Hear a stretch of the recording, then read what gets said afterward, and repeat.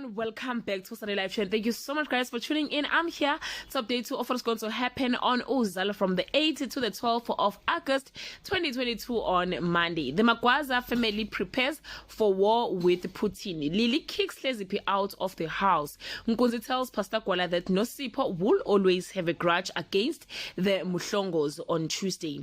The Magwazas are knocked for 6 to learn one of their own betray them. HLEZIPHI is given a stern warning by an ex-lover while Kapsile changes a young man's life on Wednesday.